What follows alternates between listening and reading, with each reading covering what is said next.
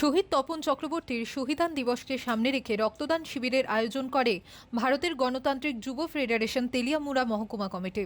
রাজ্যের অন্যতম শীর্ষ বামপন্থী যুব নেতৃত্ব হিসেবে পরিচিত ছিলেন তপন চক্রবর্তী। 2000 সালে কল্যাণপুর থানার অন্তর্গত শান্তিনগর এলাকার খোয়াই নদীর চরে দুষ্কৃতীদের হাতে খুন হন তিনি, এমনটাই জানা গেছে।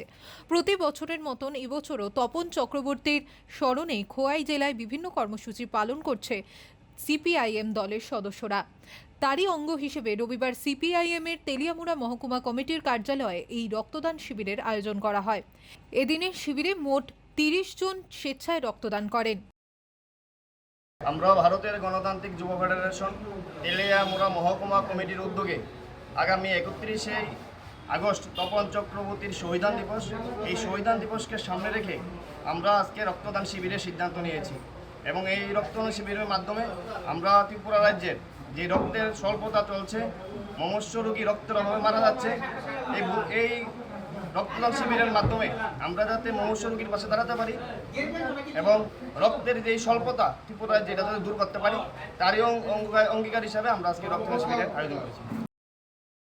রক্তদান শিবিরে উপস্থিত ছিলেন ডিওয়াইএফআই কেন্দ্রীয় কমিটির সদস্যা মল্লিকা শীল, রাজ্য কমিটির সদস্য অভিজিৎ দেব, তেলিয়ামুড়া বিভাগীয় কমিটির সভাপতি বিশ্বজিৎ ভৌমিক, সম্পাদক অর্ধেন্দু ঘোষ সহ সংগঠনের অন্যান্য নেতৃত্বরা। শহীদ তপন চক্রবর্তীর স্মরণে আয়োজিত এই কর্মসূচির মধ্য দিয়ে রক্তদানের মতন সামাজিক উদ্যোগের বার্তাও তুলে ধরেন আয়োজকরা।